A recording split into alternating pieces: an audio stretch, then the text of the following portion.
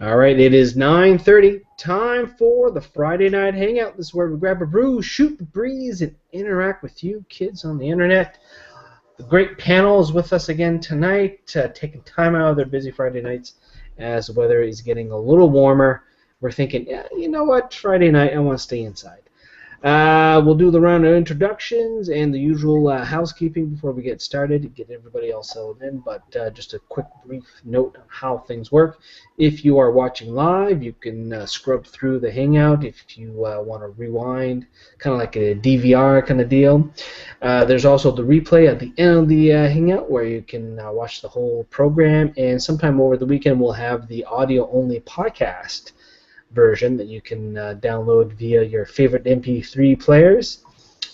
So let's start now with the round of introductions. Let's go all the way to Wallace, where we got Keith Elliott Stone with us, freshly shaven, ready to rock, buffed and deodorized.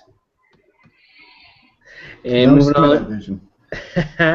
on to Cape Breton, we got Carrie with us tonight, celebrating Christmas again. Christmas in July, Christmas in May. Ooh, not me, no. No. All right, moving on to Halifax. We got Todd the Beer Dude with us tonight. And, of course, I'm in the wonderful bedroom community of Bedford. And I had to explain to the missus what bedroom community meant last week. But that's okay. Meaning we're a suburb. We're not, we're just next to the big city. Not quite. Just cuz. All right, so let's start off the way that we normally do, kids, which is what we are drinking tonight. I'll start off. I got 2 beers tonight because they're small bottles, so I need 2 of them. Picked this up today at Bishop's Cellar. Got Dieu du Ciel, Péché Mortel. And this is a strong beer brewed with coffee, 9.5%. And if you're in Halifax, you go to Stillwell once in a while. They'll have this on tap. This weekend is the 12 Muscatel Baltic Porter, but usually we'll see that. Anyway, that is my beer for right now. Halfway through the show, I'll show you the second beer that I have. Todd, what are you drinking tonight? I'm drinking Southern Cross. Whoops. How do I get this in the frame here? Southern Cross IPA from Sea Level. You know, it's funny, when we picked that up together, Todd, I drank it that night, and I liked it, and I don't remember much after that. How you like that one? It's good. It's good. It's a little different than your typical IPA. Mm-hmm. I haven't tasted it tonight, but I had 2 cans. I had one a couple nights ago, and it's almost got like a bit of a buttery taste in it. Oh, yeah. I know some people don't like that, but it's his combination of whatever he puts in it. But yeah, it's not bad. I'll have a review on it there shortly. Okay, perfect. It's filmed. I just got to type it up. All right. Get Excellent. my assistant. Yeah. Good stuff. Carrie, what are you drinking tonight, my friend? I'm drinking a home brew that I did a little while ago. I'm just getting down to the last of the bottles, so it's time to get rid of it and get a new one going. All right, what's the style you're drinking? It's a pale ale. Pale ale? All right, good stuff. Like, no extra additives or hops added to it. It's just bare bones. Okay. Straight up. Was it partial extract kit, or is it just... Just malt extract, yeah. Okay. Yep. Good stuff. Good stuff. All right, Keith, what are you drinking tonight? I pulled this one out of the vault, Rare Bird Full Steam Stout. Ooh. Yes, I haven't had that in a little while, actually. It's still excellent. Yeah, I just had one a few nights ago, and I think it was the best one I had so far. So was it, for both of you guys, was it one that just stayed on the shelf for a little while, or? Not that long for me. Okay. Yeah, probably a couple months. Yeah. Okay. Some people don't like it because it's got too much of a coffee flavor, but for me, I like that. Well, see, I love that coffee. So yeah. Yeah, full Yeah, steam coffee. I've made some that taste like that too. So it's good. Yeah, so I like it, but some of the complaints are it tastes too much like coffee. Hello, it's coffee stout. It's in the name. It's so true, so true. All right, kids, let's start. We've got a number of people watching us live, so thank you everybody for watching. We're going to start with the topics. You can follow along on avoidingchores.com or on the Google Plus event page. Of course, you can always comment us live during Twitter. We got our Twitter handles right here, so you can tweet us during the program. We'll get to your comments here momentarily. The first topic here, Keith was good enough to set up the topics for tonight. First topic here is Farley Mowat died earlier this week. And guys, just like all the big Canadian writers that have been passing away the last few months, I have no idea who this guy is. Am I the only one, or? I had to read a lot of his books in high school and university, I think, being he's probably one of the greatest writers of the time. Now that makes me feel really bad that I have not read a single word of his work. And when Never Cry Wolf came out in a film, that was kind of a big deal at the time, I remember. Yeah. The good thing about his books, I guess, for me at least, was they were relatable. Though he was writing them maybe about up north, but it was still from a Canadian perspective, as opposed to, like I kind of compare him to Ernest Hemingway. Okay. And a lot of his stuff were based in the, in the lower United States, or, both good authors. But for me, Farley Mowat had more of a personal impact on me. And definitely is. No, he had some really defining books as far as Canadian literature goes. I mean, it depends. But I mean, I was thinking of No Bird Sang. I was thinking that's one that came to my mind. He wrote quite a few war stories too, first-hand experiences in the Second World War, which were really interesting. And, the two of his big ones there, Never Cry Wolf, you mentioned, Keith, but also those Lost in the Barrens. He sold more than 17 million copies of his books. Won the Governor General's Award for Lost in the Barrens in 1956, and he won another award for The Boat Who Wouldn't Float in 1970. So, you were liking him to Hemingway, Todd? Yeah, well, kind of. In some ways? But I guess what I was going to say is his personality sometimes outshone his books. Yeah. So a lot of people, they either loved him or hated him because he come across as pretty strong or pretty passionate, depending on what side. But yeah, he was quite a character, aside from his writing. So some people kind of hide behind the books, but he definitely did not. No, he lived life to the fullest, and kind of a unique thing too is, I've never met him personally, but I've met a lot of people who have met him, and he always seemed to be in some kind of predicament when they met him. One guy I met from St. Pierre-Miquelon, they were coming back to port one day, and there was this old drunk guy in a boat paddling, and his engine, he had gone over to St. Pierre to get like cheap booze or whatever, and was going back to Newfoundland, but his boat broke down, so he's paddling. They offered to help him, and he refused. So, but he liked his drink. So I added on the Google Plus event page for those who are on Google Plus the selected works of Farley Mowat. So you want to go and check that out and see what you can download on ebook or on Amazon there. So because he's definitely been busy for a long time writing. Oh yeah. All right. Well, it just makes me feel bad that I was thinking about this the other day too. You talk about some of the other authors that died in the last little while in Canada and stuff, and I mentioned I did the same line as before where I have no idea who these people are, and I blame the school system for that, and also. I'm trying to remember what Canadian author that they made me read while I was in school, and it was a science fiction book, and I'll have to dig it up here. I can kind of remember what it is, but it was a French science fiction book from Quebec, which I half read because it wasn't that good. So it's just a shame. It's just a shame that we're. I agree. There's not enough concentration on Canadian literature in schools. Same thing. There's not enough concentration on Canadian history in the last 120 years. Well, my view on the Canadian history is that they need to bring out the same style as they do the American history, because we know a lot more American history, a lot more interesting stuff that happened when we put that little spin to it, rather than the boring stuff that we learned in school. Yeah.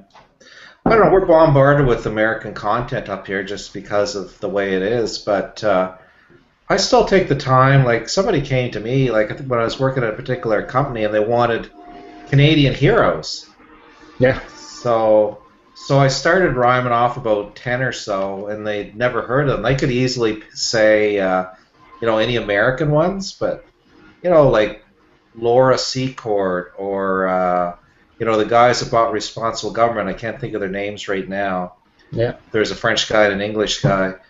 And the people that discovered Canada and explorers. We have a lot. Louis Riel and yeah. We don't talk about how the West, the crazy West, where they drank whiskey instead of the water, or the Yukon. The Yukon Gold Rush. Never really learned about that.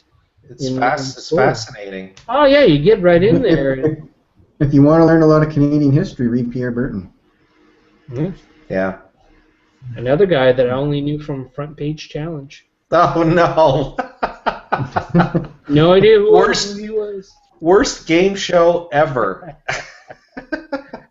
All right, kids, it is the Friday Night Hangout. This is where we grab a brew, shoot the breeze, and interact with you. We've got a number of people watching. Thank you, everybody, for joining us live on the YouTube, avoidingchores.com. We'll get the boys to refresh the screens here momentarily, and we'll check your comments. You can leave us a tweet on Twitter. You can tweet us individually. You can also leave a comment on Google+, avoidingchores.com, YouTube, all that good stuff here. We'll give a chance for everybody to load up here. Keith, I assume you're checking out avoidingchores.com. Yes, I am. You are? Yep. All right. I have it up now. Any comments from Mike from Newfoundland tonight? Yeah, Mike says, "Hi gang, I'm still at work, so tonight I'll be enjoying a nice cup of Tetley tea." All right. And then he says, "It's book, Never Cry Wolf, was a book we had to read and review in grade 9. It was a good book. I did read several other books he wrote. He was a very colorful character, and I didn't always agree with his views." Oh. Good stuff, Mike. From Newfoundland in the middle of the ocean. Yeah. Because he's working. Todd, what have we got on the YouTube channel if you're there yet? We've got just 2 right now. We got Roger says, "Good evening, everyone. I started with the Gone Island Red, which is now available in the NSLC, which I wasn't aware of until last night. But now he's on to a Propeller Dippa." Yes. Yes, I got one in the fridge. I was debating which one to pull out tonight. Yeah. I opted for the non-local. And Slow Rover says, "Hey guys, enjoying a Cat Lady IPA from Bellwoods." Yeah. Bellwoods. Well, Neil, we enjoyed a lot of Bellwoods at Stillwell last couple weeks. Yeah. They brought, was it 6? Yep. 6. So I tried 5 of them. I think, Todd, you tried all 6, right? Yeah, because I follow through. That's right. Well, it was the brown ale, which I forget the name of. Grizzly Bear Brown was really good. Yeah, that's just it. That's just it. The brown, which I'm not always a fan of, but I guess this stood out. It was a good one. But the Witch Shark and the Albrecht were my favorites. The Witch Shark, yes, that was good too. Yeah. Yeah, the Albrecht was something else. Oh man, yeah, Keith, you missed that the week after. The Albrecht, so that was. We'll have to talk more about the Albrecht at some point, but good stuff. Bellwoods from Ontario. Yeah, cool brewery. I've been reading about them a little bit. Yes. Any other comments, Todd? Or no, that's it right now. All right, awesome. Thanks for all the comments from Mike, Roger, and Neil. It's just as easy as that, folks. To leave a comment here. We're gonna continue on here from. The next topic here, you can follow along on avoidingchores.com. Joggins Fossil Cliffs shows up in the latest episode of Cosmos. For everybody who has cable, watches Fox. They relaunched the show. This was a show that was, I don't know what, late 70s, early 80s maybe? Yeah. With Carl Sagan. I think I watched one episode when it was on, not an NPR, but PBS there. But anyway, Joggins, they were talking about, I think, was it evolution they were talking about? Did you guys watch the episode? Or? You know what? I haven't watched any of the Cosmos. I kind of wish I did. I didn't realize what it was at the time. But I did watch just to interrupt you, I did watch the first show of the new series there. But Aaron, go ahead. Sorry. I thought it was pretty good. One of the panelists' wife was tweeting about it. That's how I found out. Mm. And her brush with greatness is that he had to drive right by her building to go out to Joggins. Yeah. Now the host, Neil deGrasse. Neil deGrasse Tyson, yeah. Yeah, Tyson there. Very high up in terms of the physicist stuff there, but he is, he's a big name, and he happens to be one of the few physicists or astrophysicists that is sociable. So he managed to carve out a nice little theory, and I listened to him, did a few spots on Opie and Anthony. Oh, really? On the satellite radio. Yeah, no, he did a couple good segments there, so he's with it. He's with it. So it was a pretty interesting piece. He was talking about how have you ever seen the cliffs, the sandstone's kind of stacked diagonally? Yeah. And he was just saying how that's a calendar of evolution that you can climb. Yeah. You know, from the seabed up to the top of the cliff. Yeah, Jim and I made a visit out there. Yeah, that's right. We got a YouTube video. Well, have you noticed how the sandstone runs diagonally? Yeah. And if you look at the front of the building, they purposely laid the sandstone that we cut. They laid it diagonally on the same angle. Oh, really? The cliffs. Yeah. Did not know that, because when we went, the building was closed, so we just didn't really spend a lot of time around the building. So we just went around back and went down on the ocean floor. We timed it right. Yeah. We had low tide, and we walked around wherever Neil was because we were trying to find some fossils. I think, Todd, you were better than me to find actually some fossils. I was stealing pieces of charcoal, which I never did use after all, but from the ocean floor. Yeah. So. Yeah. No, it was nice. It's nice place. Coal up here. Oh yeah, sorry, coal, not charcoal. Yeah. Yeah, I think I have a piece here, so it's just kind of laying around. Yeah, no. Yeah, I don't know where it went. It was small pieces, it's like an ice cube size. Yeah. It's not every day you pick up a piece of coal while walking on the ocean floor, So, well, us guys down here don't get to see it often, Carrie. No. Yeah. I know.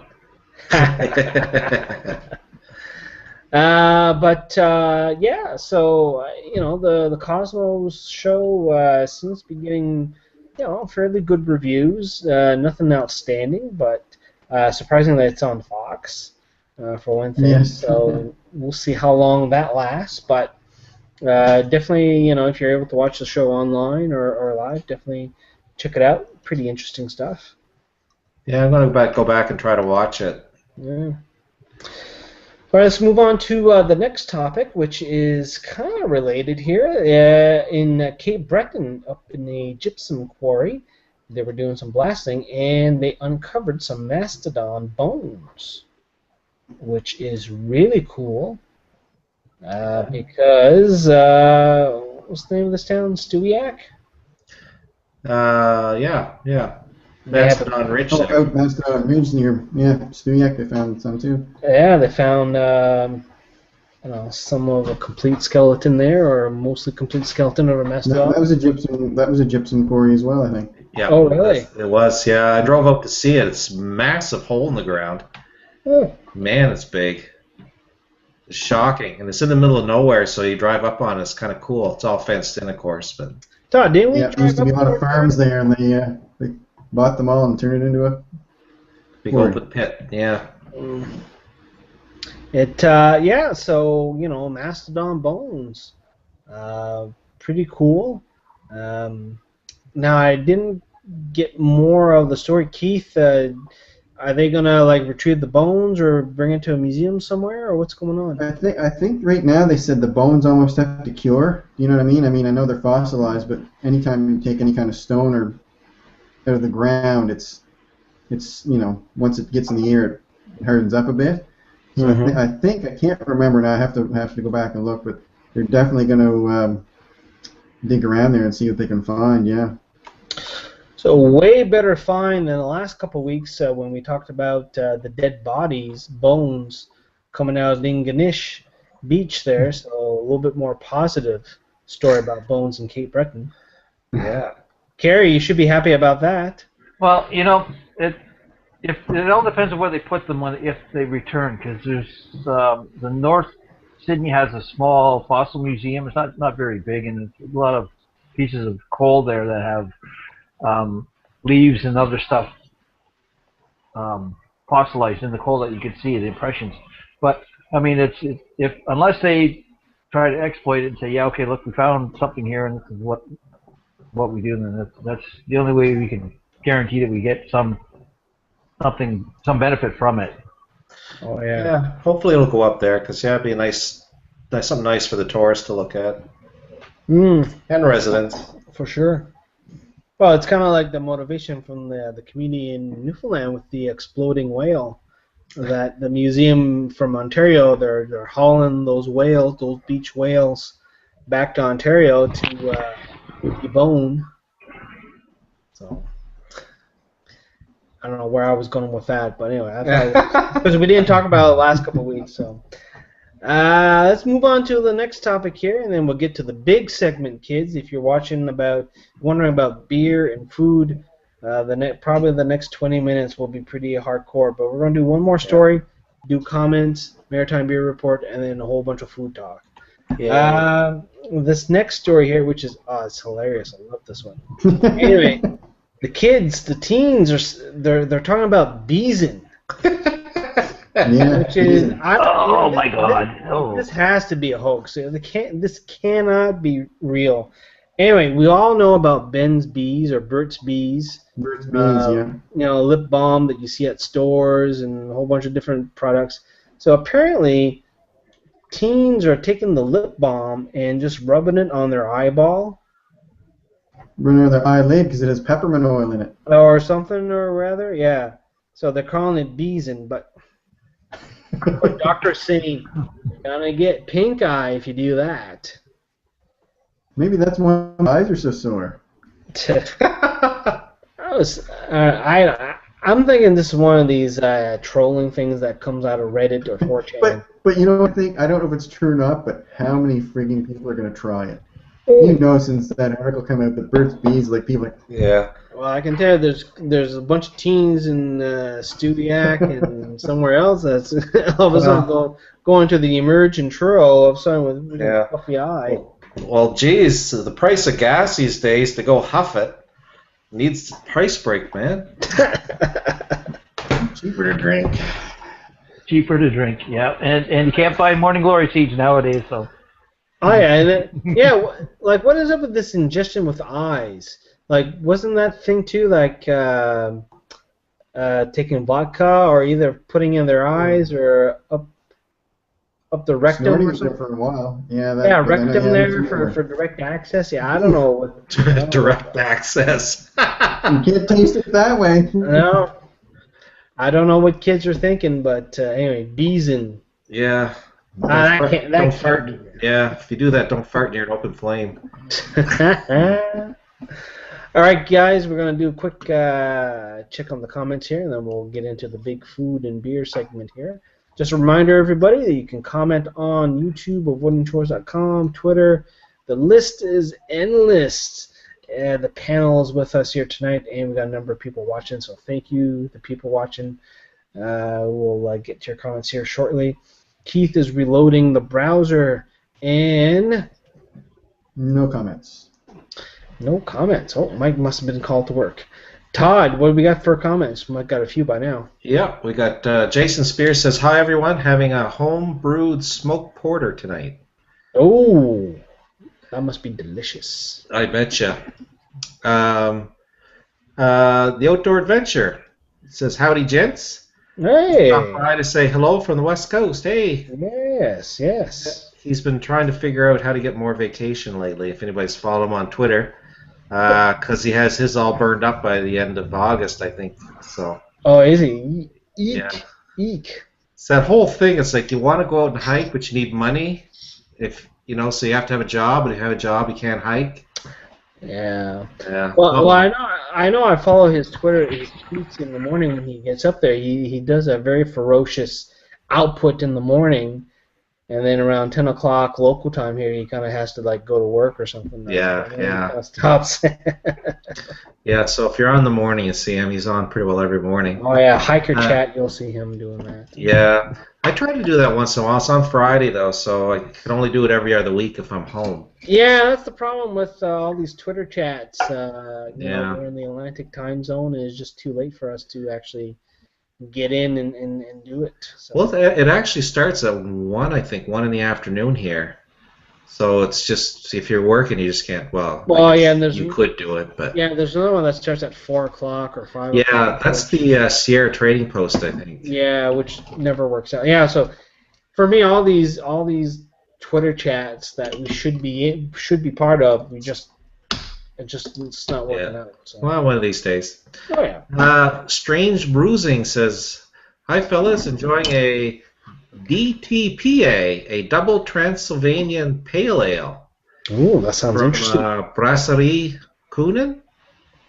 Oh yeah. Kuhen. Kuhen. Somewhere in Quebec. Great stuff. Never heard of them, but yeah. No. I was at a giant sinkhole recently. Apparently, it's filled with Corvettes. See the Corvette Museum in Bowling Green, Kentucky sinkhole. I saw that on the news. It broke my heart.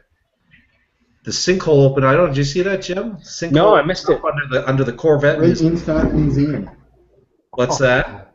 Yeah. The sinkhole right inside the museum. Yeah, heartbreaking. Oh. Well, for me, I guess it could have been worse. Could have been people. Neil says, the Witch Shark is my favorite by far, but they're sold out when I was there last week. Going to ride over tomorrow to restock, so I'll try to pick some up of the ones you mentioned. Never underestimate the talented teens to prove how hopeless humans can be. Yeah, I work a lot with youth, and I can agree with that some days. Yeah. And Dan LaCroix says, "Morning, guys, eating cornflakes." So he must be... oh my God, he's doing the night shift. What's that? He must be doing the night shift because he's in Montreal. Yeah, well, he could be anywhere right now. Yeah, the true. magic of the interweb. Yeah, that's true. Yeah, that's all I see right now. All right, awesome. No, thanks a lot, guys, for commenting here, making the show great. And for those who are joining us late, not quite sure what's going on here, you can do the DVR thing if you're watching live. The replay will start in about 10-15 minutes once we're done. In about, we got another 40 minutes to go. Or you can listen to our audio-only podcast version sometime over the weekend once I upload it here. So let's move on to the next topic. We'll get ready for the Maritime Beer Report, but before we do that, let's do a round of what we are drinking tonight. So let's switch over to Keith. Keith, what are you drinking tonight, my friend? No, I'm still working on that full steam stout. It's definitely Nice. a sipper. Yeah, I'm gonna have to buy one of those. It's just I find the price point just a little too restrictive to get. Yeah, I agree. a bomber. Yeah. You know, it's almost $7, so it's just. It's good, but that, when it's like $1.52 more than the one sitting beside it on the shelf, yeah. Yeah, exactly. Keith, not Keith, Kerry, what are you drinking tonight, buddy? I'm drinking a pale ale that I made myself. Because I only got my hops and they're only in a little wee rhizome that's this big, and I can't make my new beer until they're done. Excellent. Todd, that's from Todd, by the way. The homebrew problems. I got my rhizomes too. Look at that. Did you get those from Jeremy? Yeah, I picked mine up last week. Cool. Excellent. Todd, what are you drinking tonight? Drinking a Sea Level Southern Cross IPA. And your opinions hasn't changed since the start of the show? It's got a very strong, dry finish. So if you like hoppy beers, it's definitely for you. But it's got a bit of, like I say, a bit of a, almost want to say buttery taste at first. Okay. And they told me what it was, but I can't remember what it is because I have the memory of a goldfish.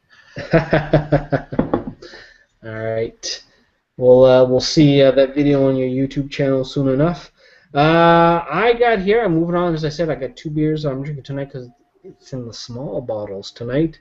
I am trying out for the first time the BrewDog Alice Porter. Alice Porter, 6.2%.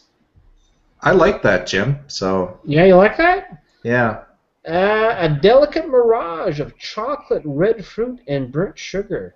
Let Alice Porter whisk you away. Forgotten time juxtaposed against the backdrop of modernity. Well, let me tell you, my first little sniff here smells like soap. Uh-oh. Oh, it didn't wash your glass.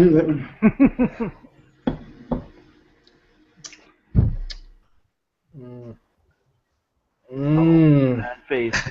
Bad face. Not good. I don't know. Maybe it needs to breathe a bit like wine. I don't know. BrewDog's generally pretty good. Yeah. I usually don't say no to a beer. Sometimes you get a bad bottle. Well, this was the last bottle at Bishop's Cellar, so who knows how long it's been sitting there. Yeah. Yeah. Yeah, I'll let you guys know a little bit later. I don't know. All right, Maritime Beer Report, Todd.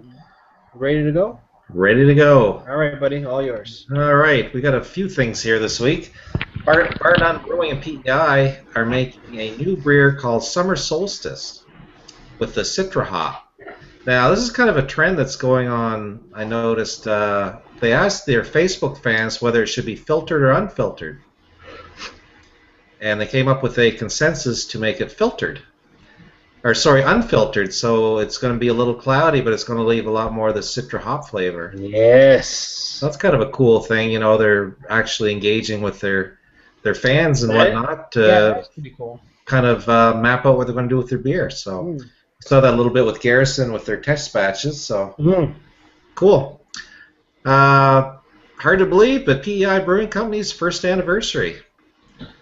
Really? Oh, after the rename, I guess. Yeah, so it was last May. They're having a Taps and Tunes Music Festival from May 14th to the 17th. It's going to feature local artists at 7 local locations, and the first anniversary songwriter show at the brewery. That sounds pretty neat. Yeah.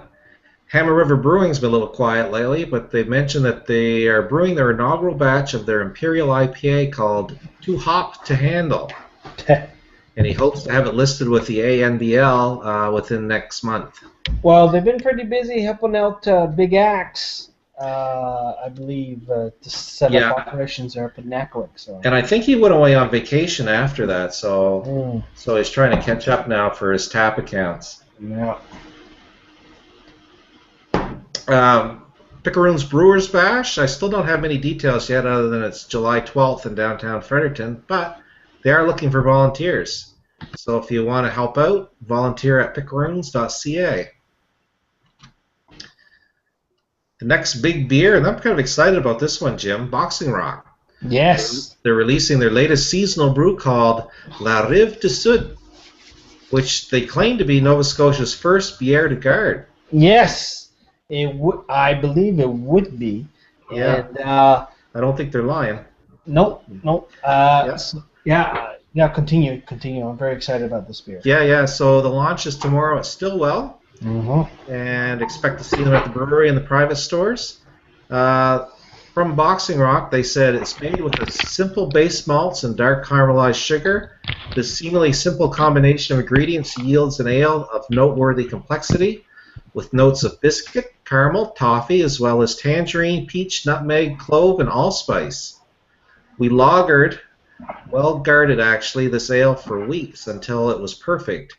It's remarkably smooth on the palate, and although it has a dry finish, it has a lingering spicy aftertaste that invites you to take another sip. 7.5% ABV. You know what, Keith? You know, you love the farmhouse from North Brewing. Yeah, the God. You know, that's right up your alley in terms of that type of, as we heard, all the spices, peppery taste, high alcohol volume, in terms of, just getting a bottle of that and just slowly working on that during an evening.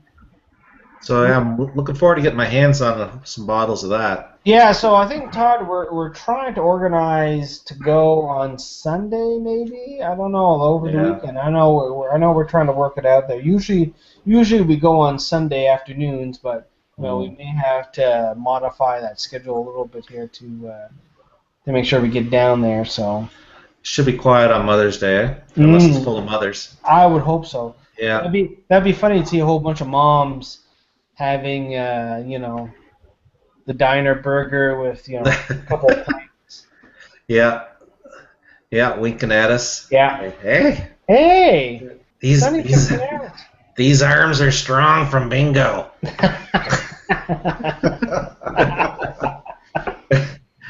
Anyway, I digress. Where was I? Garrison. They released new beer today in honor of their sponsorship of the Obey convention. Well, I got a story for that. Finish your thing and I'll... All right, so the beer is called Obey This Brew. It's a hop pale ale coming in at 5% ABV. And for anyone wondering what this convention is, like I did, I looked it up. It's a music festival dedicated to experimenting artists.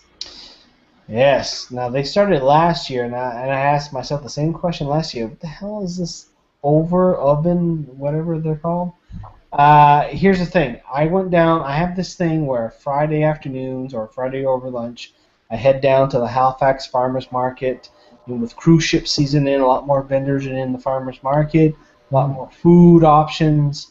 And today I did the lobster roll with a little bit of a potato salad for like $6. Nice. Awesome. Oh, it's fantastic.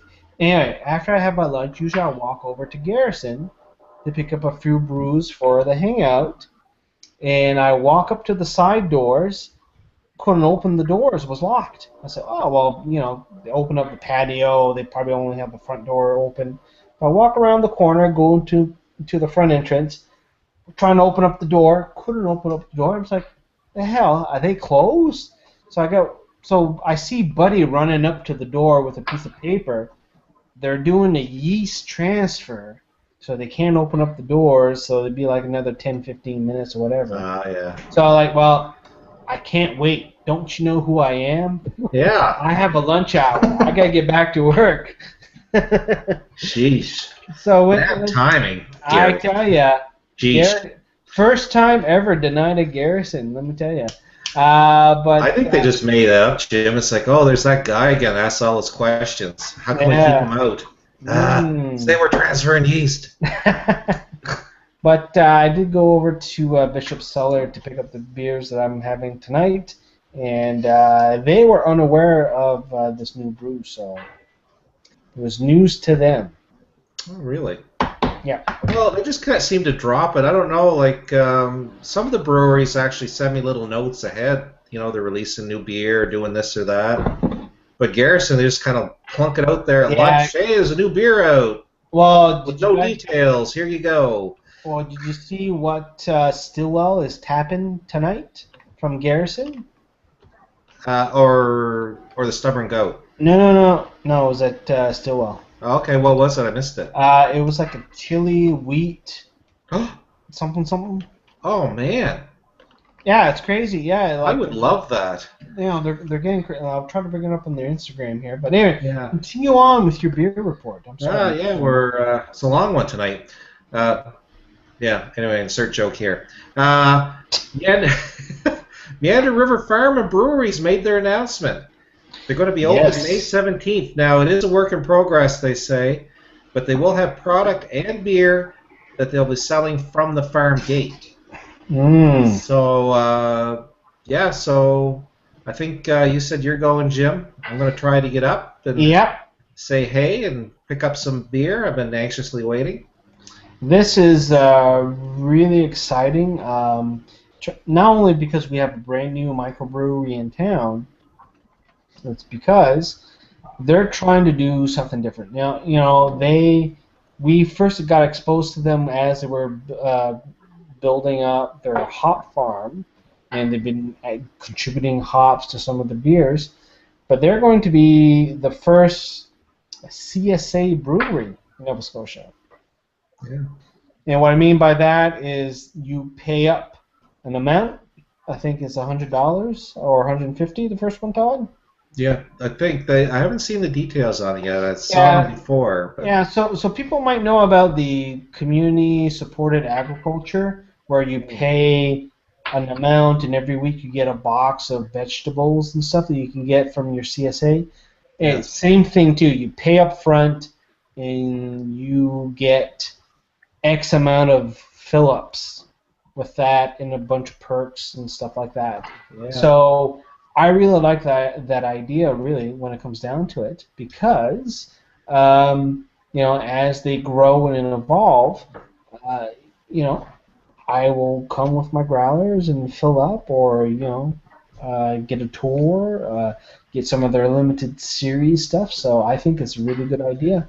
Yeah. I'm hoping it works out for them. Yeah, Red Rover, the cider place in Fredericton, did something similar where if you almost like a crowdsourcing up front, and it entitled you to certain perks after they open. So I think that's the way of the future, and I like this sustainable agriculture. So much success. They say stay tuned for information on special offers on their Facebook and Twitter. All right. Staying in the valley, Paddy's Irish Brew Pub.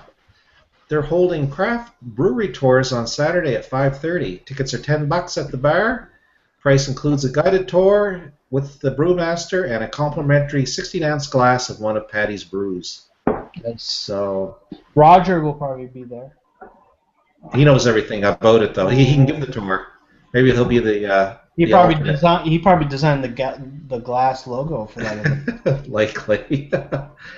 Rudders, a place you don't hear much about, but they announced tomorrow they're going to be having their squealers and a brand new brew called Bunkers Island IPA. And I've been to Bunkers Island many times. It's an island kind of in Yarmouth Harbor. It's not really an island. It's got like a road that goes to it. It's more like an isthmus, I guess. Kind of a cool spot. It's got a lighthouse on it and that. They say that Bunkers Island pours black into the glass with dark caramel colored head and doesn't hang around too long. There's a nice balance of malts and hops that blends the sweetness of the malts and the bitterness of the sweetness of the malts and the bitterness of the hops. Squealers are $1 off when you fill it with Bunkers Island for the month of May. Now, I did notice on their Facebook they've added, they're expanding, they added some tanks. Yeah. Location, So good thing, I guess they're getting ready for the new ferry, all the tourists. Next week, yeah. Yeah. So, and I think Randy from Sea Level, I think that's where he worked first when it was Queen Anne's, I think, or something. I think that's where he started his brewing. Oh, yeah. Down in Yarmouth. I think there's some connection there. Well. And speaking of new breweries, Schoolhouse. They're having an after-school brew session this week with Greg Nash and Ken Greer, the owner of Beer Tech. Yes. Brewing their first commercial batch of Principal Ale. And Cam tells me he's hoping to be open early June. So. Sounds cool. Yeah, I did see some of the pictures on Twitter here. Yeah. Todd, the beer at Garrison that they just tapped at Stillwell is a blueberry chai wheat ale. Okay, that's interesting. 4.6%. Very cloudy looking beer. So nice. That'd be an interesting try. Mm-hmm. Got two more items here. Next one is Ladies Beer League. They're teaming up with Best Case Beer, which I think must be a subsidiary of Noble Grape. They seem to appear all of a sudden. Anyway, they're doing a collaboration on May 25th, and they're going to have an epic homebrew workshop. You learn all about beer history, ingredients, processes, sensory evaluations, and get sweet little discounts from Noble Grape. Cost is $20, and the tickets are now available on the Ladies Beer League website. Yes, and we shared that on the Voting Chores Facebook page. Mm-hmm. Definitely, if you're in the area, if you ever want to know about brewing or some of the equipment, definitely sign up for that. It is worthwhile. And I don't think I mentioned, I think it's open to everybody, not just ladies. Yeah, that's right. Ladies and dudes. Okay, so husband and wife, or wife can go and make beer for her husband while he's hard at work. Mm-hmm. Or husband can make beer for the wife who's hard at work. Yes. I don't know. And last item is Saturday in HRM. This guy will kick off the food stuff. It's Open City 3.0. Yes. I'll be wandering around the city doing live tweets and Instagrams. If anybody's watching me, besides my mom. I plan on hitting Garrison, and they have Getaway Farms there serving up Philly cheesesteaks. Yes. Foggy Goggle is doing $5 propeller pints. North Brewing is having, I think, $1 off growler fills, or sorry, the dollar off the 750 mils Yes. and $2 off the nice. growlers. Yeah, and Food Wolf is going to be there. Yes. And I'll be going along with Emily on the local tasting tours craft beer tour. So I'll be letting you know next week how that turned out. Oh yeah, There's no. something to do this summer. Definitely, and I couldn't join you, Todd, for that because I'm taking the family, the girls, out to the North End. I'll be doing the Open City North End section. There's a lot of stuff on the North End happening, and we're just gonna go up there and just enjoy an hour or two up there and take advantage of that. Hopefully, make it down to North Bruin and Food Wolf for me. I think it's going to be a pretty good time. Let's dive in actually to Open City event. This is the third year that they're doing this, and Todd and I, we've been going, every year now, and Jocelyn came with us also. Mm-hmm. He's not on the hangout tonight, but basically, what is this? This is basically an opportunity for the city to kind of open up the doors and for the locals to be the tourists for the day so that they know about the businesses, the food, what Halifax has to offer. And at first it was more of a kind of an open door kind of festival, but it has slowly evolved into a food mecca. Everybody talks about the food, and I can tell you the number of tweets, Todd, that people are they stop eating since yesterday so that they can take advantage to the food today here. And let me bring up some of the stuff on Instagram. Well, actually, I'm gonna bring up the screencast here. Show you.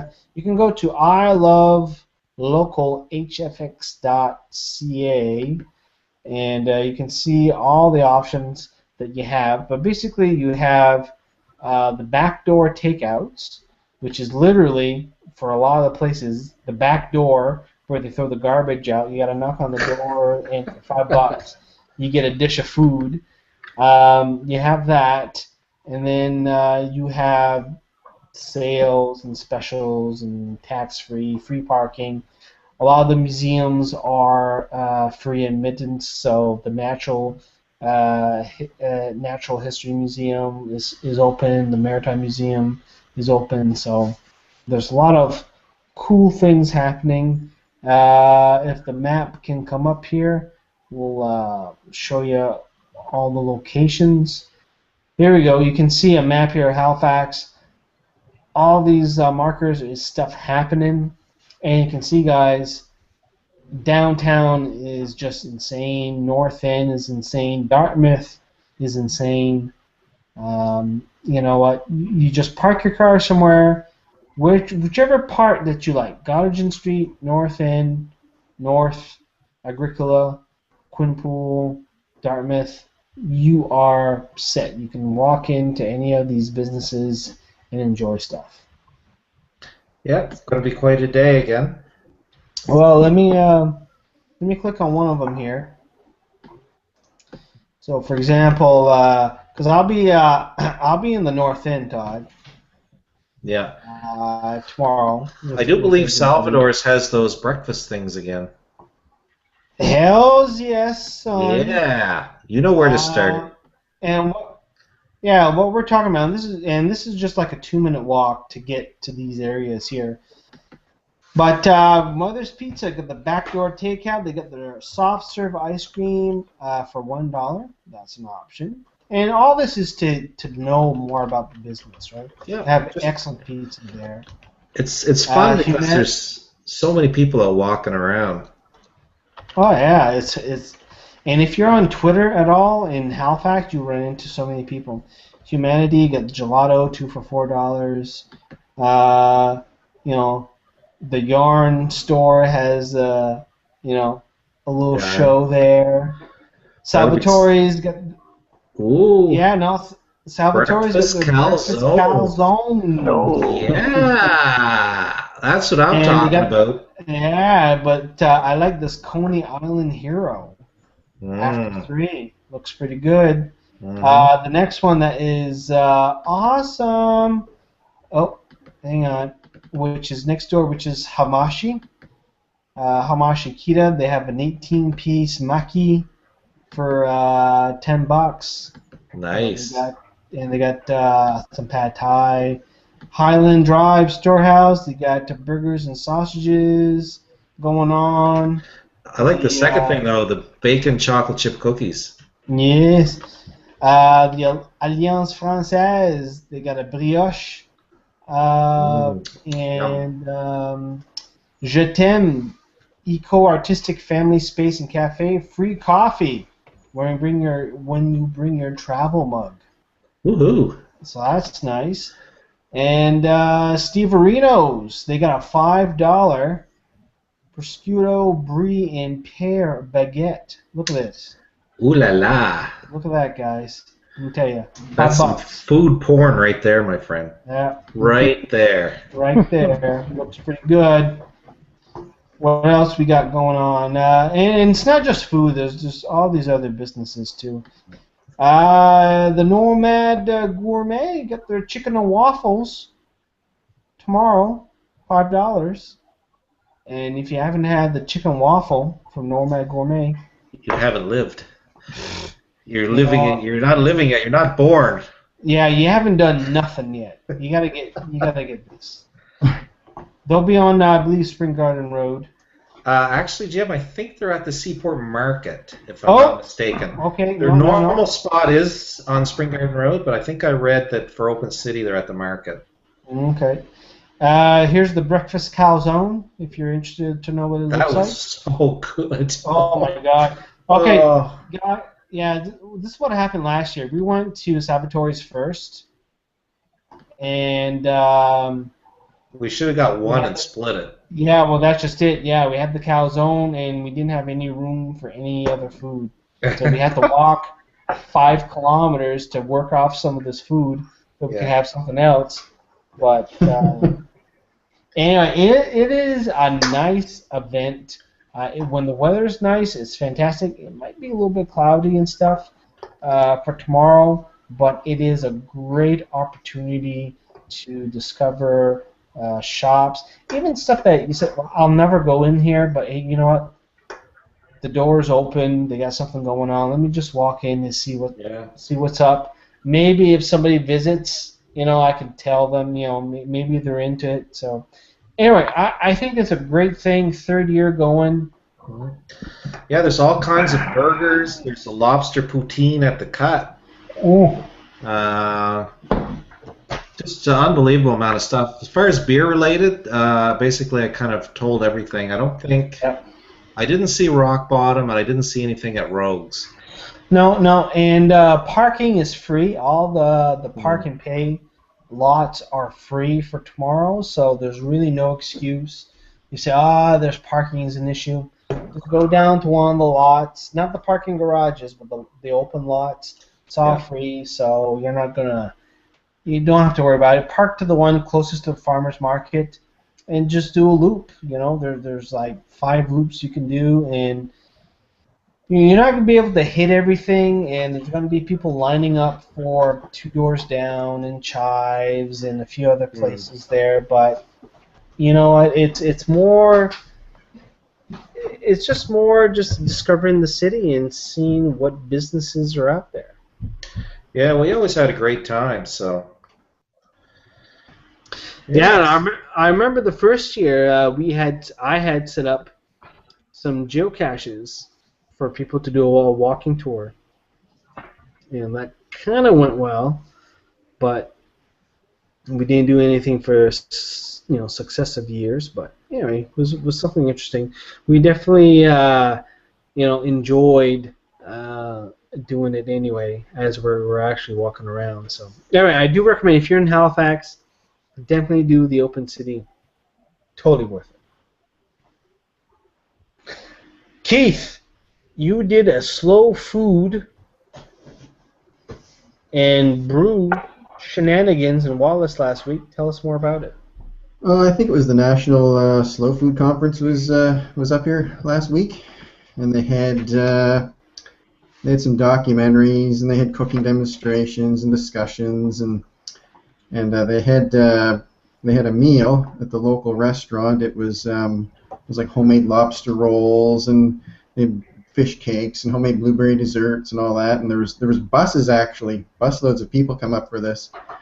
So then afterwards, across the road at the local hall, they had a kitchen party with 10 Strings and a Goat Skin. They're an ECMA award-winning band.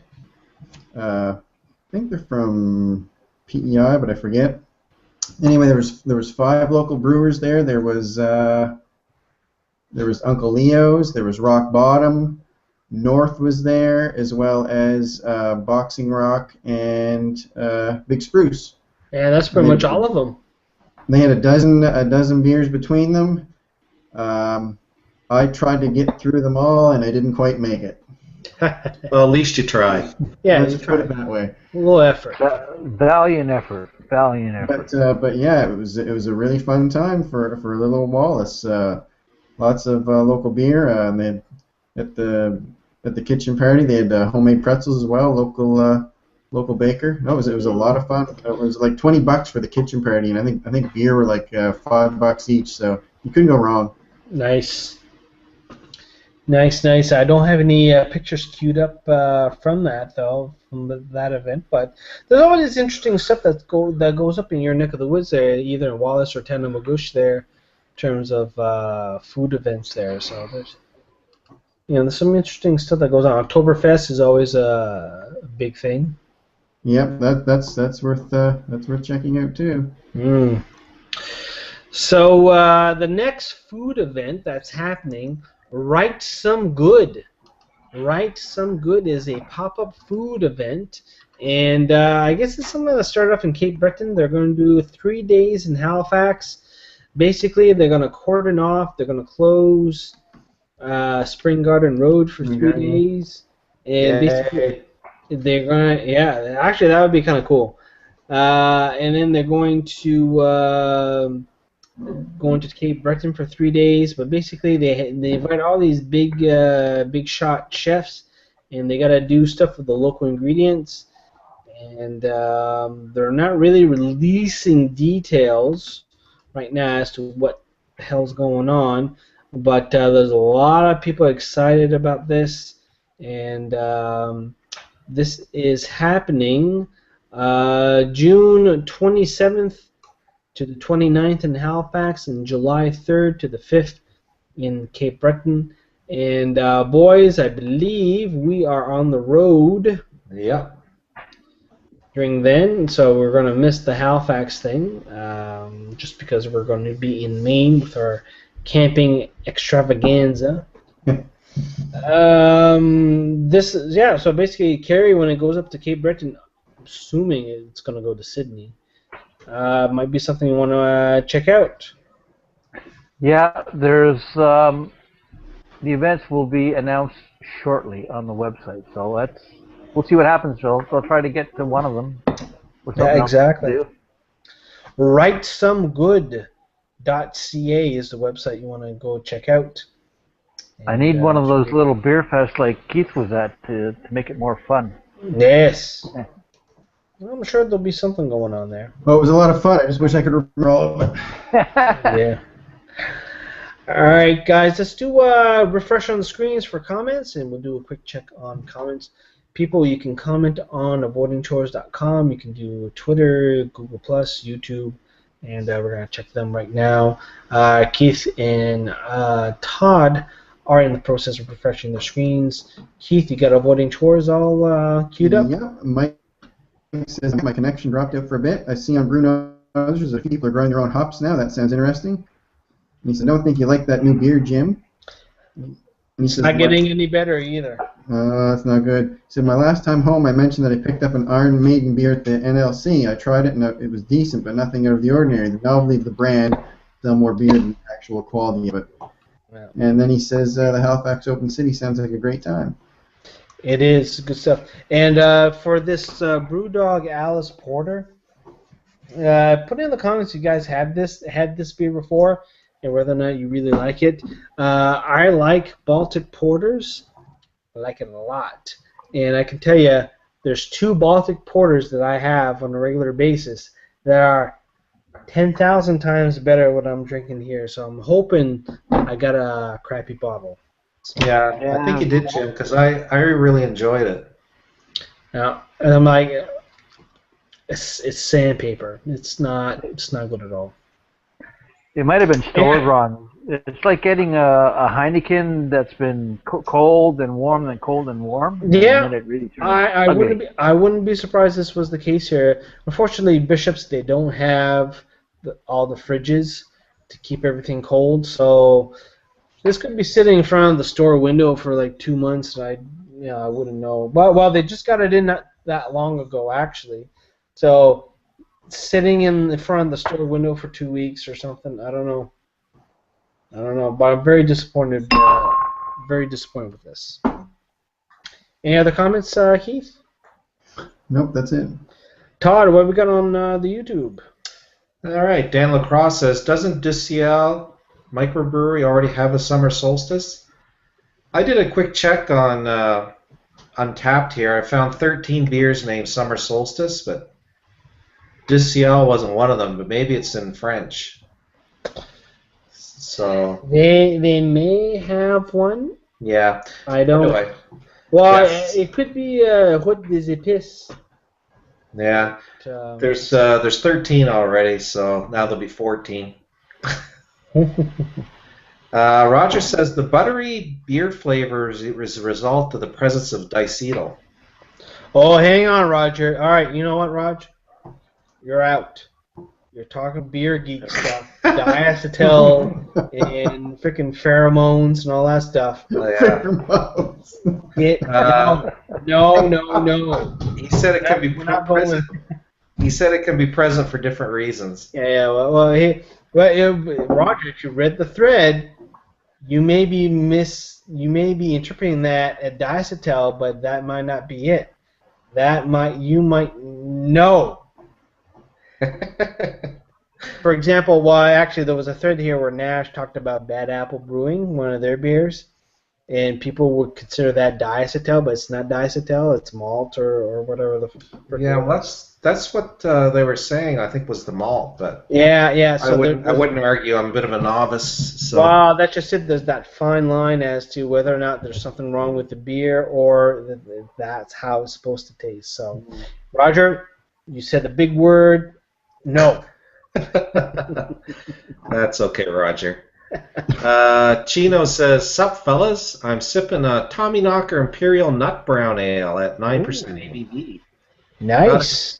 Not a huge craft beer guy, but this one is excellent. Sounds good. Sounds really interesting. Yeah." And Roger says, "I know nothing about Patty's tours. Sounds like fun." Yeah, they just announced it this week, Roger, in the Wolfville. Jason Spears says, best case is part of Noble Grape. they are marketing their partial mash kits. Okay. Well, you know, because that's what I got. That's what I got here, sitting on the table here, and let me just grab it here, and show people what it looks like.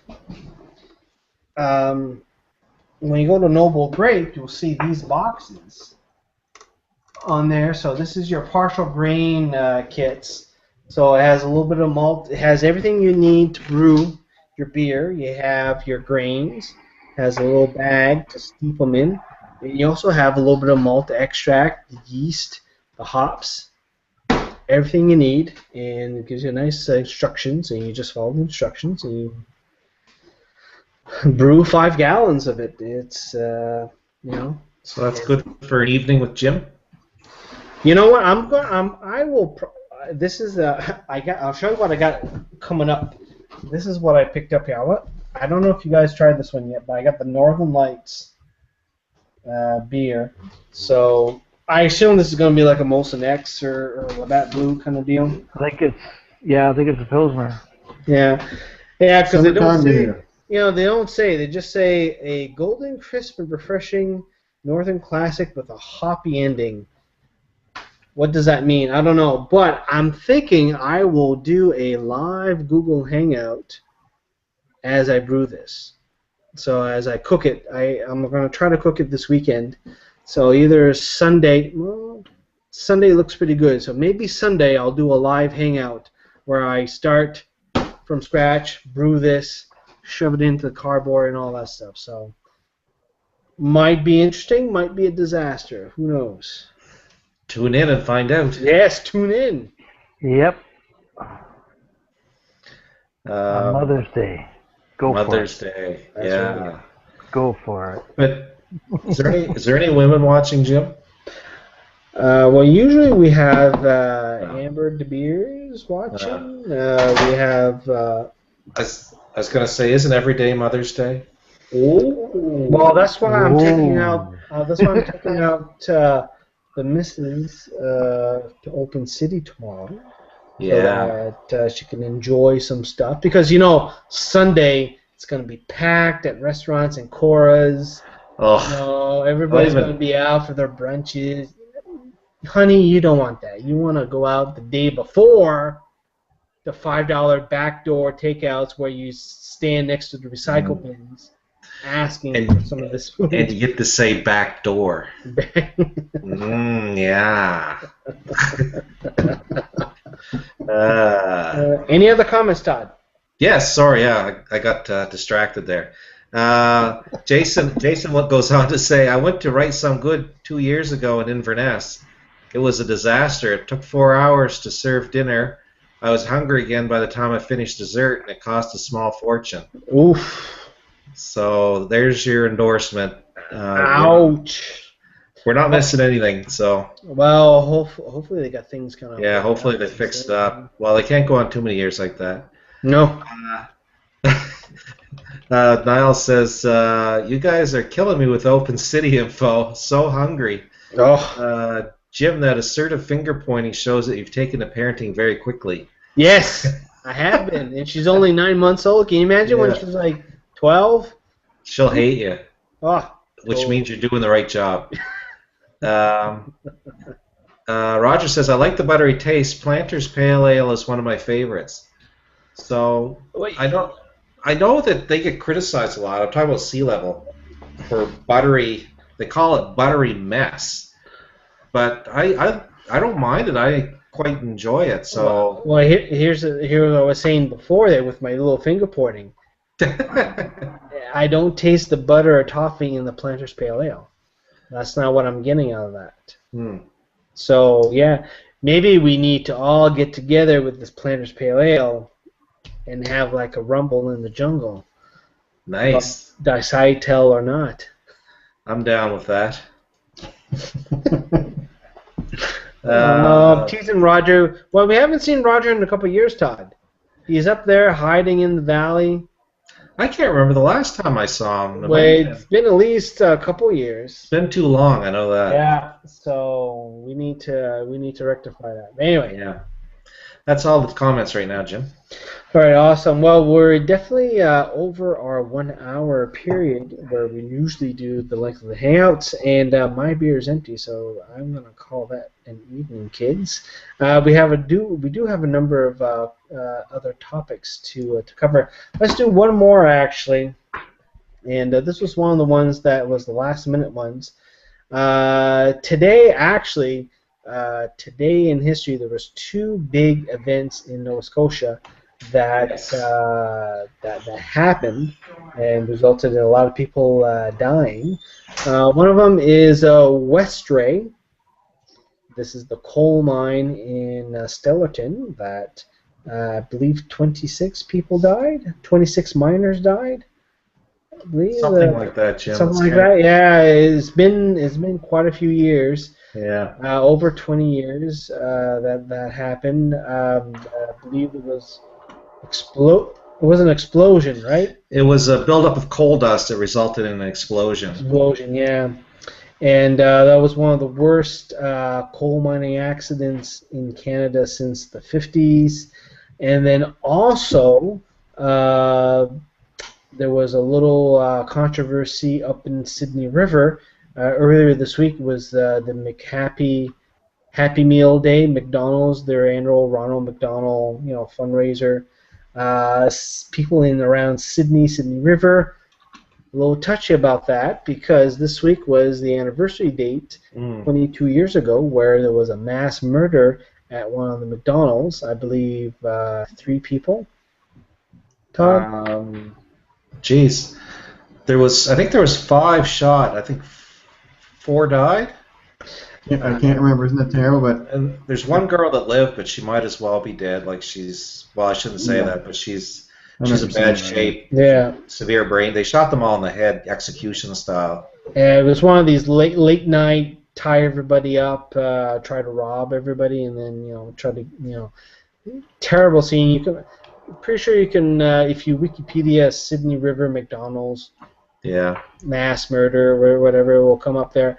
Anyway, the McHappy Meal thing, is the national or North America or worldwide promotion, and happened on the day of the anniversary.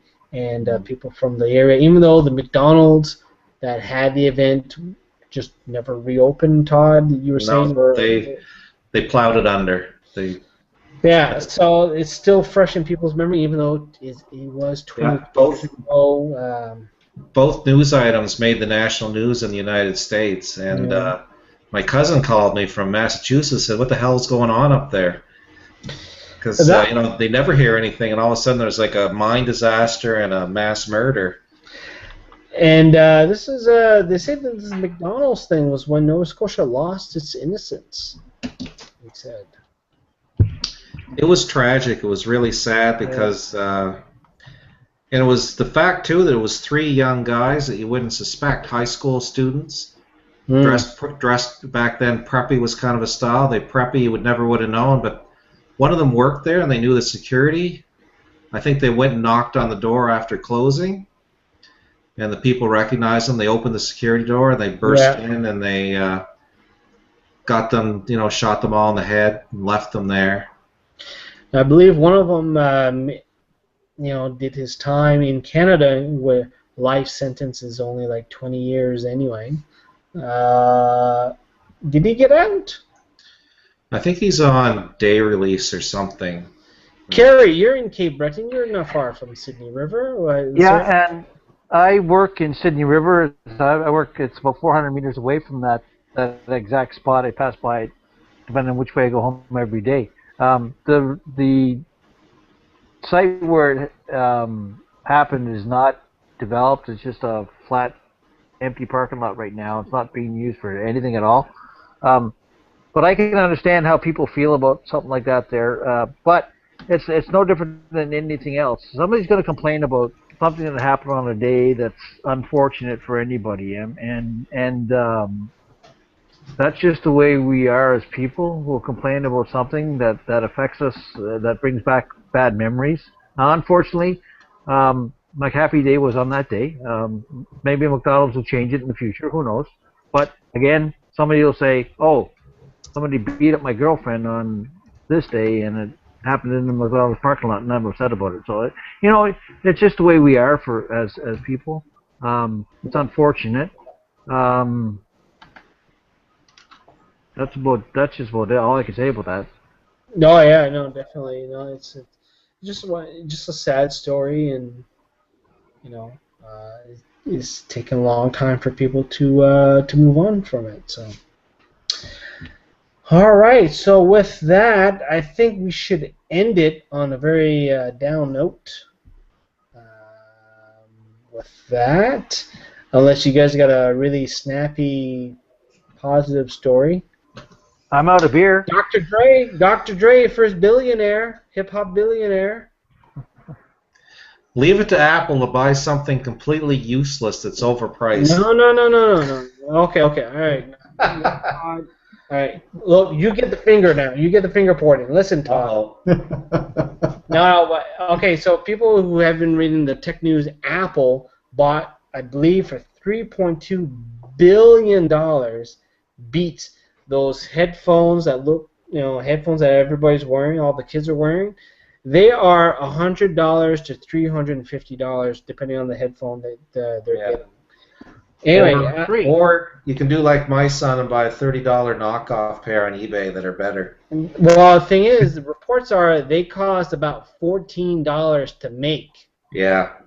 So that's why Apple bought them, because they are getting the profit margins are as high as what Apple makes.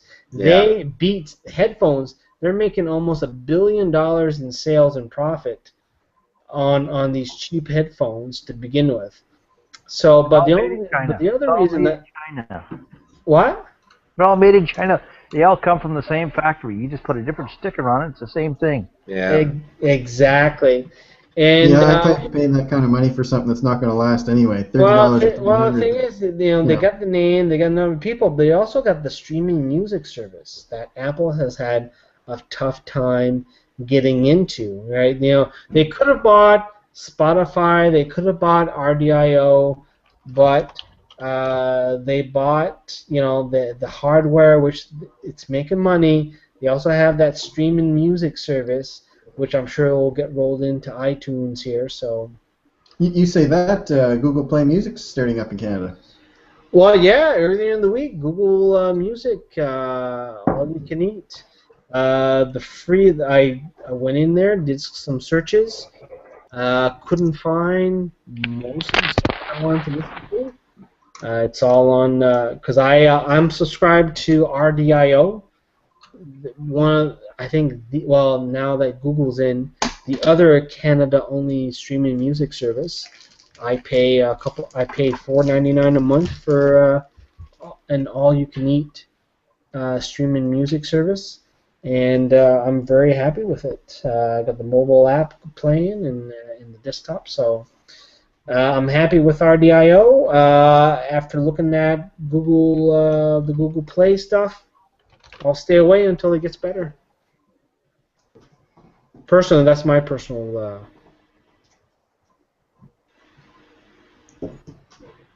No, you insulted Keith that I said that? No, I'm not insulted. You had that look. I still got to get my podcasts off iTunes. That is my future. That is not my future. That is my present. I download podcasts. I have Apple TV.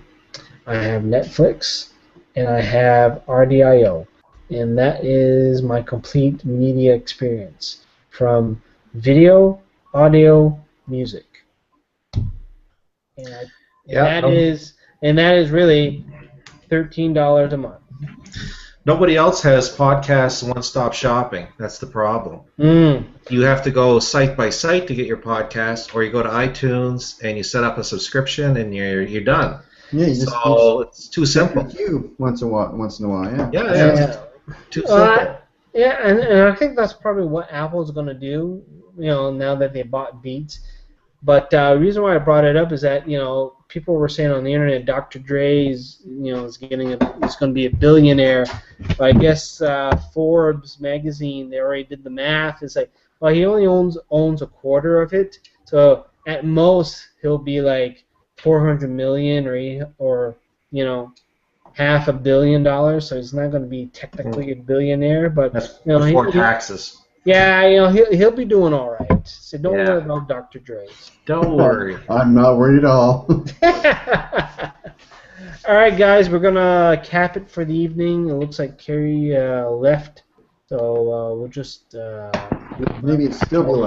He's back. All right, he's still there. There he is. Anyway, just a reminder for everybody, the replay it's going to start about 10-15 minutes from now, and throughout the weekend, probably on Sunday, hopefully, I'll have the audio-only podcast version of this online on theboardingshows.com. I'd like to thank the panel for supplying the feedback. Pretty good hangout tonight. I'd like to thank everybody who commented tonight. Made the hangout a lot better. We do this every Friday, so hopefully you can join us next week. That's all I got, guys. You got anything else anybody want to plug? Nope, nothing here. Nope. All right. No. With that, I'm empty. you're empty. Carrie's empty. Time to end the show. All right. Good evening, everybody. We'll see you guys next time. Night. See you later. Adios.